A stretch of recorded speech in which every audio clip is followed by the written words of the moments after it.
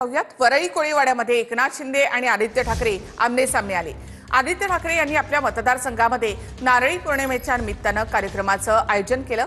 यावेळी शिंदे ठाकरे समोरासमोर आले। एकनाथ शिंदे पहिल्यांदाच वरळी कोळीवाड्यामध्ये आले होते।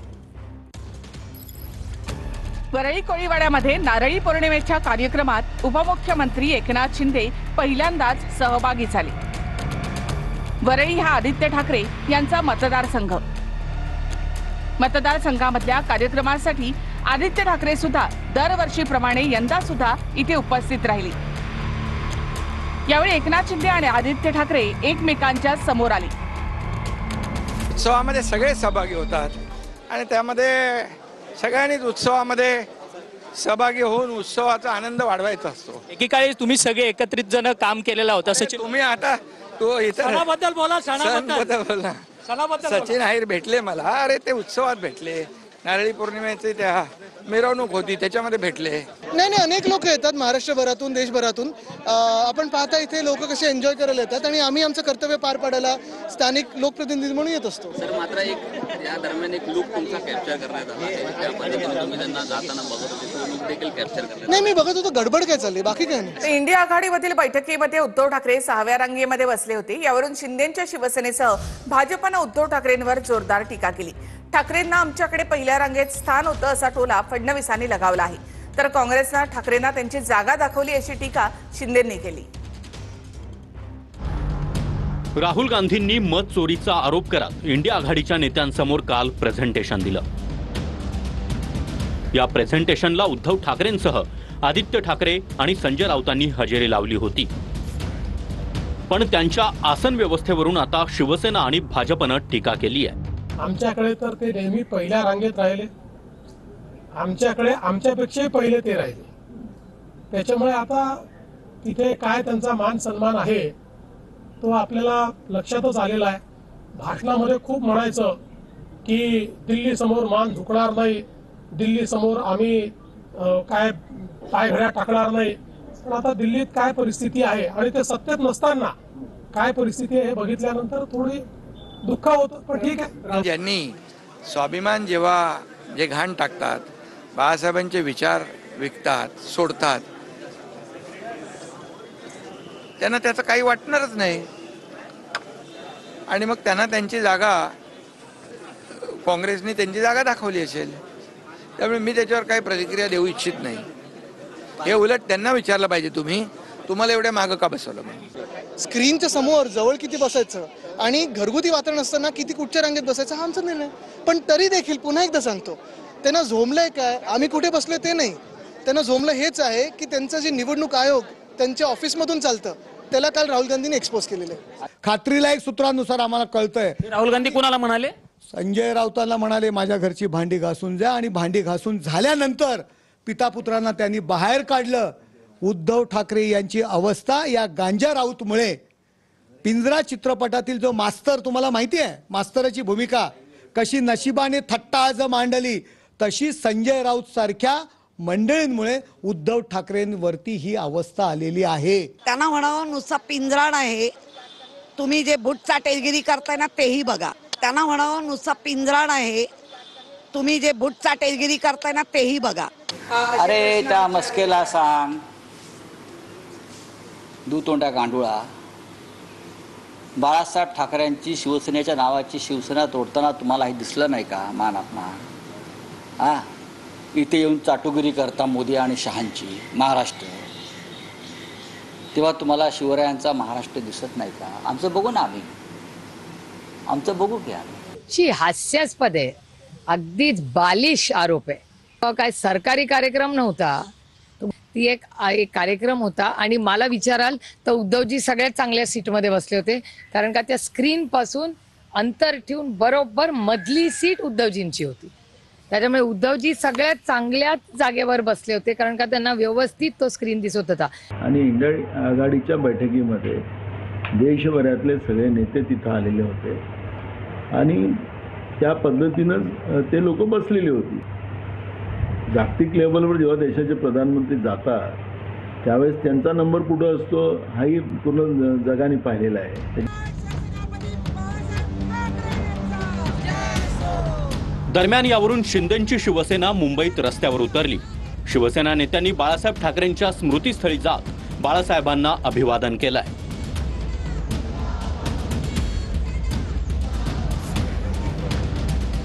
तर बेंगळुरूमधल्या निषेध रॅलीमध्ये राहुल गांधींनी पुन्हा एकदा निवडणूक आयोगावर पलटवार केलाय. निवडणूक आयोग माझ्याकडून ॲफिडेव्हिट मागतोय, पण संसदेमध्ये मी संविधानाची शपथ घेतली आहे अशी आठवण राहुल गांधींनी करून दिली. आयोगानं शपथपत्र मागितल्यानंतर राहुल गांधींनी पलटवार केलाय.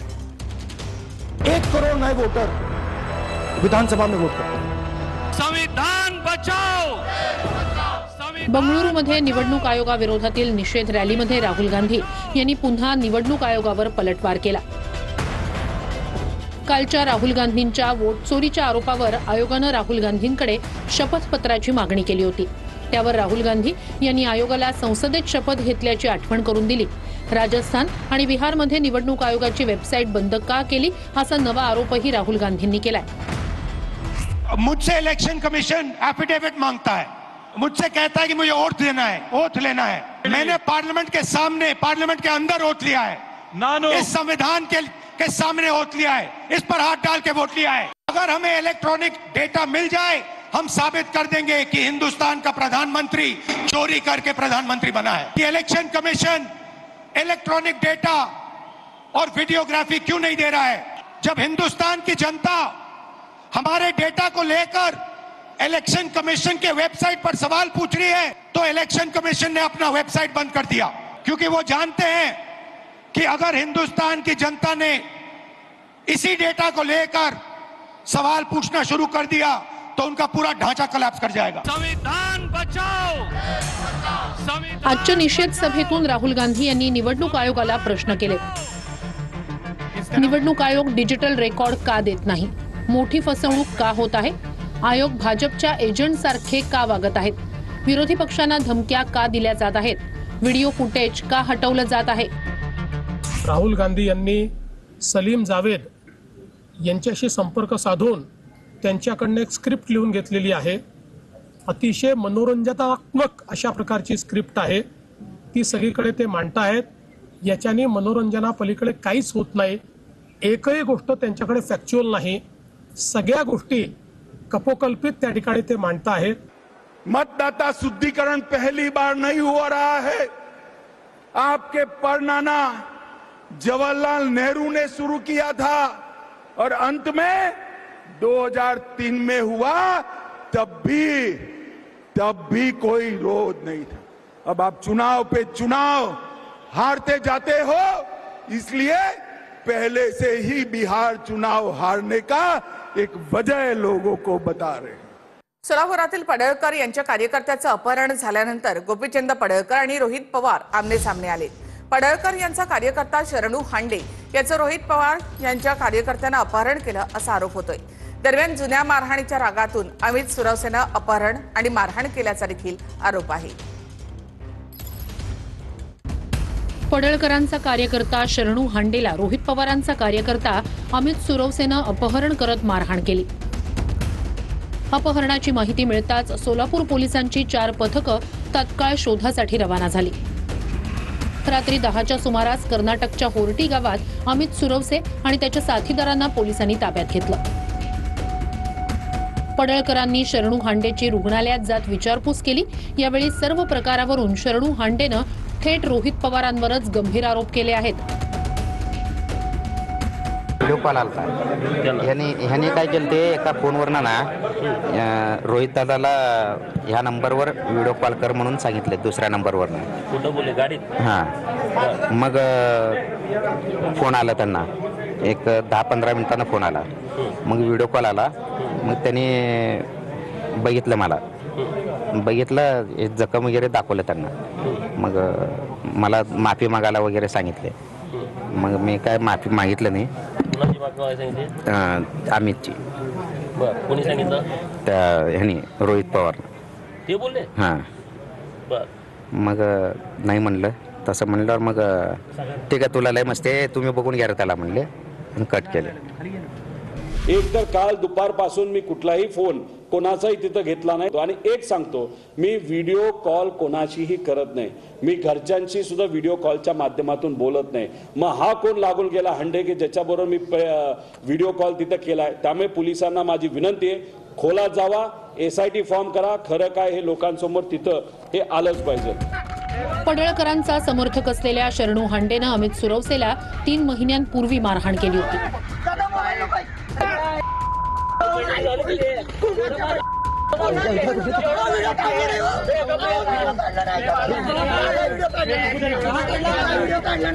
या मारहाणीचा राग मनात धरून आरोपी अमित सुरवसेनं शरणू हांडेचं अपहरण केलं असा आरोप आहे. मी त्यांना आव्हान हे करतो, तुम्ही खालच्या कार्यकर्त्यात कशाला भांडणं लावताय? आमच्याच कार्यकर्त्यांना पुढं करून तुम्ही भांडणं लावू नका. तुमच्यात हिंमत आहे, तुम्ही समोर या ना. तुम्हाला मला जर मारायचं असेल, मला सांगा बारामतीत कधी येऊ. त्यांनी तारीख सांगावी, त्यांनी वेळ सांगावी, त्यांनी ठिकाण सांगावं, मी तिथं येतो ना. वाळूच्या प्रकरणामध्ये त्याच्यावर गुन्हे बरेच काय आहे. आता अशा पद्धतीने तुम्ही कानात काहीतरी सांगता आणि मग लगेचच तो हंडे माझं नाव घेतो. मग याच्या मागे मुद्दामून मला फ्रेम करण्याचा प्रयत्न हा सरकारच्या या कार्यकर्ते आणि पदाधिकाऱ्यांच्या आणि भाजपच्या पदाधिकाऱ्यांच्या आणि नेत्यांच्या आणि आमदाराच्या माध्यमातून केला जातो का, असं आमच्या सगळ्यांचं त्या ठिकाणी म्हणणं आहे. तर पुणे दौऱ्याच्या वेळी उपमुख्यमंत्री अजित पवारांनी पोलीस अधिकाऱ्यांना सज्जड दम दिलाय. अजित पवार यांनी पोलीस आयुक्त विनयकुमार चौबेंना खडसावलं. चाकणच्या चौकामध्ये पिंपरी चिंचवड पोलिसांनी वाहनं रोखून धरल्यामुळे दादा संतापले, तर भाषणाच्या मध्ये बोलणाऱ्यांना सुद्धा अजित पवार यांनी फटकारलंय. सगळं आपलं ट्रॅफिक चोपे असं नाही ना, मूर्खासारख्या गाड्यामध्ये काय करतात कोणाला माहिती. हे पूर्ण ट्रॅफिक जाऊ दे, गाड्या जाऊ दे. वेगवेगळ्या महत्वाच्या कामाला मी ताबडतोब निर्णय घेतो आणि त्याच्यातनं कसा मार्ग काढता येईल ते बघतो. मुख्यमंत्र्यांची पण तीच सवय. आता इथं रश्मी शुक्ला बसलेल्या, आमचं कलेक्टर कार्यालय इतके दिवस झालं, तिथं बंड गार्डन पोलीस स्टेशन शिफ्ट करा असं देवेंद्रजींनी मला सांगितलं. देवेंद्रजींनी ताबडतोब रश्मी शुक्लांना सांगितलं. अजून काही ते काम झालं ना. चहल, मला परत ते सांगायला लावू नका, माझी विनंती आहे. होय साहेब, साहेब तेच केलं. आता तेवढंच टीव्हीवर येईल, बाकी काही येणार नाही. तुम्हाला कोणी सांगू एक मिनिट, तुलाच फार अक्कल आहे, आम्ही बिल नाकली समजू नका. हे असला चाल म्हणलं असतो आलो तर काय झालं असतं. म्हणजे एवढं सगळं काल तिथं 4:30ला उठून कामं केली, आज इथं 4:30ला आलोय आणि तुलाच कळतंय. आणि आम्ही बिंडूक आहे, आम्ही पण 8 वेळाला जोडून आलोय. हे माझा एक स्वभाव आहे कडक. त्याच्यामध्ये मी इतकं व्यवस्थित सगळं, आज ह्या शाळेला माहिती नाही, आज 300-400 कोटी रुपयाची कामं या परिसरामध्ये मी जवळपास मंजूर केलेली आहे. मला कळतंय ना. पण तू महिला आयोगाच्या अध्यक्ष रुपाली चाकणकरांनी प्रांजल खेवलकरांबाबत मोठे खुलासे केले. यावर प्रांजल खेवलकर प्रकरणी तपास करणाऱ्या संस्था चाकणकर यांच्याच असल्याचं खडसे म्हणाले. तर राज्य महिला आयोग तपास अधिकारी नाहीत असं रुपाली पाटील यांनी म्हटलंय. खरं तर या मोबाईलमध्ये जो हिडन फोल्डर होता, यामध्ये 252 व्हिडिओ आहेत, 1749 फोटो आणि व्हिडिओ आहेत. तर हे व्हिडिओ आहे, या व्हिडिओमध्ये मुलींचे नग्न फोटो हे अत्यंत अश्लील स्वरूपाचे आहेत आणि या व्हिडिओचा वापर या मुलींना परत ब्लॅकमेलिंग करण्यासाठी करण्यात आलेला आहे. इतकंच काय, अगदी घरातल्या साफसफाई करणाऱ्या मोलकरणीचे सुद्धा अतिशय वाईट अवस्थेमधले फोटो याच्यामध्ये आहेत. पण लोढा प्रकरणाच्या संदर्भात किंवा नाशिकच्या ज्या हनी ट्रॅपच्या प्रकरणाच्या संदर्भामध्ये बोला, एक शब्द बोला. चाकणकर मॅडम, एक शब्द तुम्ही बोला. इथं जेवढं बोलतात ते मानवी तस्करीचाच प्रकार आहे. 72 अधिकारी म्हणजे त्याच्यावर काय शब्द बोलत नाही तुम्ही, कारण तुमचे मंत्री अडकलेले असावे अशी तुम्हाला भीती आहे. आता ही जी कालची जी काही प्रेस झालेली आयोगाची, त्याच्यामध्ये नवीन काहीच नाहीये. हे अश्लील व्हिडिओ, हे अश्लील फोटो, हा सगळा डेटा पोलिसांनी ज्या दिवशी त्यांना अटक केली त्या दिवशीच मोबाईल त्यांच्यापासून ताब्यात आहे. त्याच्यामुळे तो सगळं त्यांच्याकडे आहे. तपास करू शकत नाही, तपासात छेडछाड करू शकत नाही. ह्या महिला आयोगाचं हे आहे. आता त्यांच्याकडे जर त्या कुणी संस्थेने अर्ज केलेला आहे, त्या अनुषंगाने त्यांनी पोलिसांकडे तपास द्या, म्हणजे दिलेलाच असेल, पोलीस तपास करतील. अजून माझ्यापर्यंत ती मागणी आलेली नाही. मुळामध्ये या संदर्भात पोलिसांनी जी काही से कोर्टामध्ये दाखल केला होता त्या से मध्ये पोलिसांनी या प्रकरणाच्या संदर्भात काही अशा प्रकारचे व्हिडिओज आहेत, त्याच्यामध्ये काही अश्लीलता आहे, काही महिला आहेत आणि त्यामुळे याची चौकशी करण्याची आवश्यकता आहे अशा प्रकारचा से सादर केला होता. आता त्या संदर्भात पोलीसच निर्णय करतील, त्या सगळ्या पुराव्यांच्या आधारावर पुढचं इंटरव्हेन्शन काय केलं पाहिजे त्याच्यावर पोलीस योग्य ती कारवाई करतील. कपिल शर्माच्या कॅनडामधल्या कॅफेवर बिश्नोई गँगनं दुसऱ्यांदा गोळीबार केला. सलमान खानला शो मध्ये बोलावल्यामुळे कपिल शर्माला जीवे मारण्याची धमकीही देण्यात आली आहे. कपिल शर्माच्या कॅनडातल्या कॅफेवर पुन्हा गोळीबार झाल्यानंतर आता कपिल शर्माला धमकीही आली आहे. कपिल शर्माच्या कॅफेवर लॉरेन्स बिश्नोईच्या गँगनं दुसऱ्यांदा गोळीबार केला. आता सलमान खानला शो मध्ये बोलवल्यामुळे कपिल शर्माला जीवे मारण्याचीही धमकी देण्यात आली आहे. लॉरेन्स बिश्नोई गँगचा गँगस्टर हॅरी बॉक्सरच्या ऑडिओ क्लिपमध्ये ही धमकी देण्यात आली आहे.